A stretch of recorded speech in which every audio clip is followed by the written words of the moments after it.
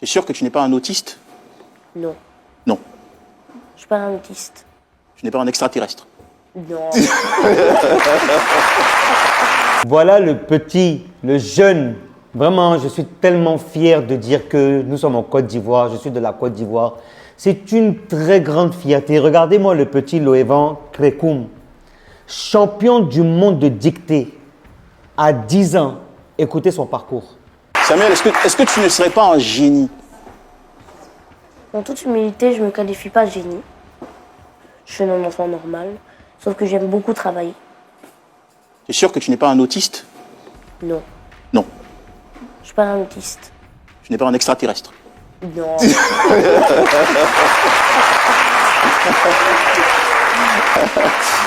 D'accord. Tu as vu lors de la proclamation des résultats à la finale verser des larmes. Qu'est-ce que tu avais dans la tête lorsque tu as fondu en larmes ce jour-là? Déjà, j'étais heureux pour moi-même. Ensuite, je pensais à mes parents, à toute ma famille. Je pensais également à mes amis qui m'envoyaient chaque jour des messages d'encouragement et de soutien. Je pensais à mon école, à mon enseignante, Madame Zokou Prudence, ainsi qu'à toute la Côte d'Ivoire. Oh, c'est génial. Il aime beaucoup son pays. C'était un moment incroyable. Très incroyable. Magique. C'était magique ce moment-là. Je m'en rappellerai toute ma vie. Je sens que tu larmoies un peu quand tu revois ces images. Moi un peu, hein, parce que bon, c'est pas permis à tout le monde de gagner ce concours, hein, mais c'est une fierté de l'avoir fait. Et j'en suis très content. Bah, nous aussi, on est très très fiers de toi. Très très fiers de toi. Le jour de la finale, de quoi parlait cette dictée? C'était quoi le thème de la dictée en question? Pour répondre à cette question, le thème de la dictée, c'était le leadership des enfants qui s'était rendu disponible pour aider des enfants réfugiés climatiques afin de leur donner une nouvelle place dans le pays d'accueil. Aussi, les phrases de départage parlaient des égalités des chances et parlaient des égalités des chances et de lutte contre les discriminations. Et à cette finale, combien tu as décroché comme note? J'ai fait un sans faute. Un sans faute? Oui. En d'autres termes, on aurait dit un 20 sur 20. Bravo. Excellent.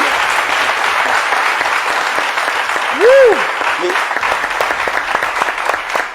c'est exceptionnel ça. Tu as battu un record en faisant un sans faute à un tel concours, une telle compétition de ce niveau-là.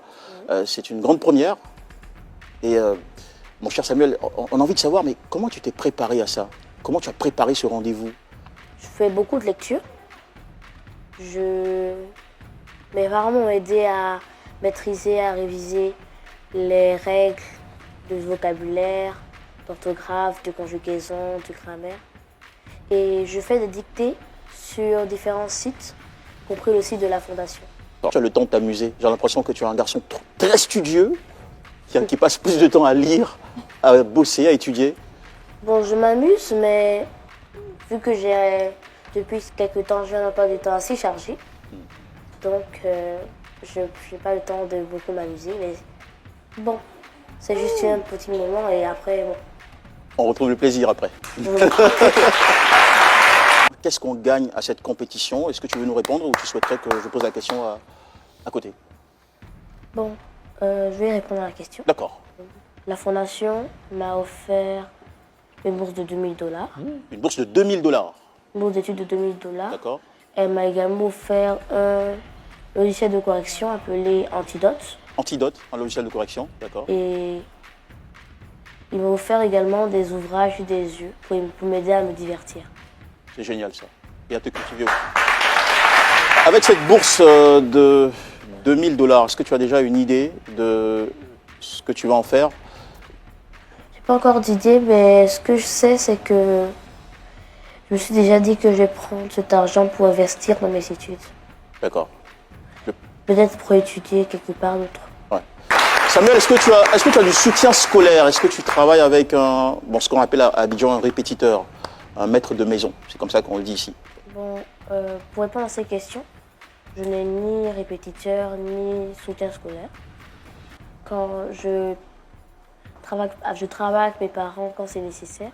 Mais généralement, je suis autonome et je travaille tout seul. Qu'est-ce que tu rêves de devenir plus tard? Plus tard, j'aimerais devenir directeur général de l'Organisation mondiale de la santé. Directeur général de l'Organisation mondiale de la santé.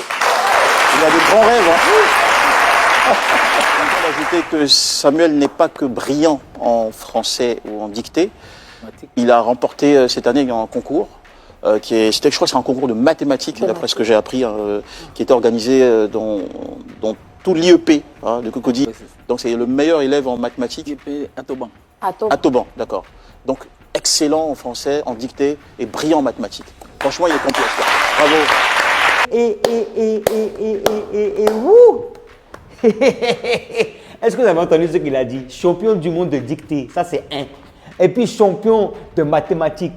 Aïe! Et qui est?